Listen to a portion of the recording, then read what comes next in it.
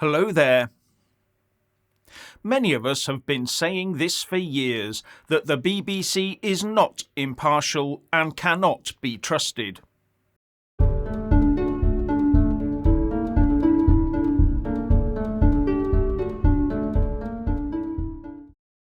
Now, if you haven't already done so, please do subscribe, click the little bell, select all, and then like and comment below. A new report is out, slamming the BBC for its lack of historical impartiality. The report, written by History Reclaimed, concludes that recent pandering to politically motivated activists, especially in the historical sphere, has contributed to calls for the end of the licence fee. If the BBC carries on broadcasting politically motivated, gratuitously divisive and factually unreliable material, such as the examples used in this report, calls to end the licence fee will only get stronger. And it lays out some recommendations about how the BBC can mend itself. But the BBC will not be listening. It is one of the many establishment edifices that have been captured by the anti-white British lobby. History Reclaimed points to some case studies of this, of what I consider to be an institutionalised anti-white Britishness. One of these is a BBC Two travel documentary, The Misadventures of Romesh Ranganathan, where the report says Ranganathan visited a fort on Bunce Island that was once a holding point for slaves, and said that the fort had been held by 4 British companies over 138 years, implying that slaving was all down to the white Brits during that time. Yet he omits to mention the fact that the fort was sacked in 1728 by a local African slave trader, José Lopez de Moura, who resented the loss of business caused by the British presence, says the report, going on to say that Ranganathan describes how raiders captured the slaves and brought them to the fort, yet he does not mention that the said raiders were Africans, or that when Britain abolished its slave trade in 1807, many local Africans continued to trade slaves with other countries, including the United States, as well as the colonies of France, Spain and Portugal.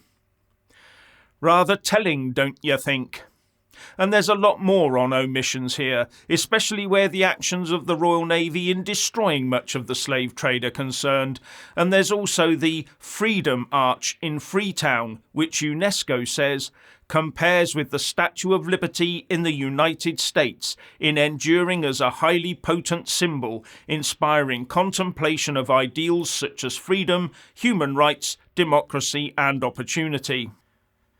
And the report also pulls up Enslave with Samuel L. Jackson, which completely failed to acknowledge the central role that African slavers played in this whole inhuman affair.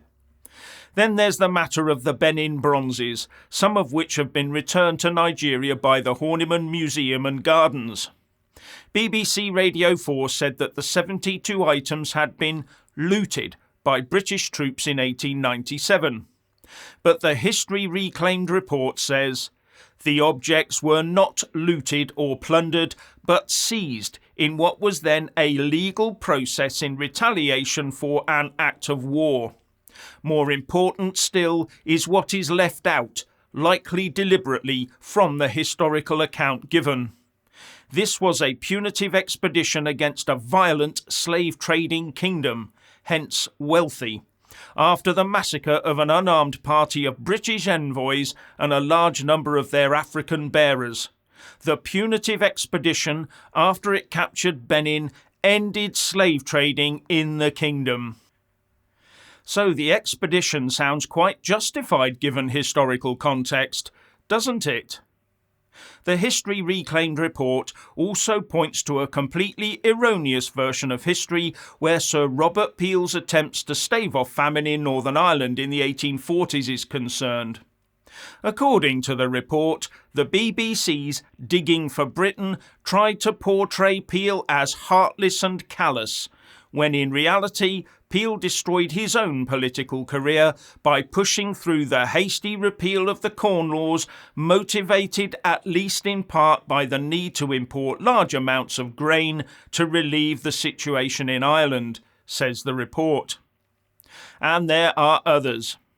Now, you may disagree with the historical claims made by History Reclaimed, but you cannot avoid that the BBC does have a duty to present a balanced picture, and when making such programmes should go out of its way to present the different arguments, not go out of its way to present a one-sided, distinctly anti-white British bias.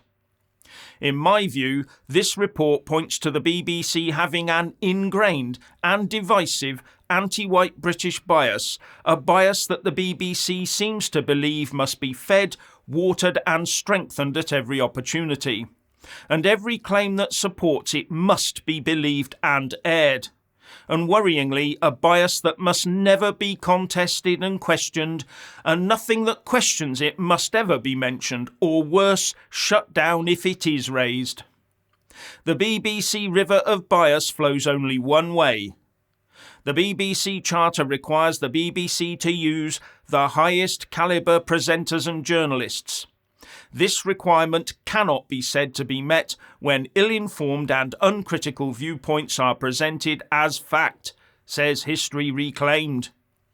And they also point out that the BBC's duty to reflect the United Kingdom, its culture and values to the world cannot be fulfilled by the broadcasting of inaccurate views of British history that could almost seem calculated to create prejudice and ill-feeling against this country.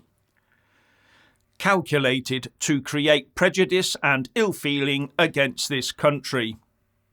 That means prejudice and ill-feeling against the vast majority of people who live in the UK.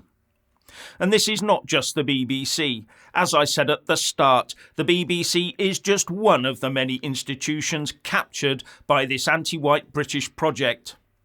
Within at least its upper echelons, our establishment has been completely taken over by this. It is institutionalised.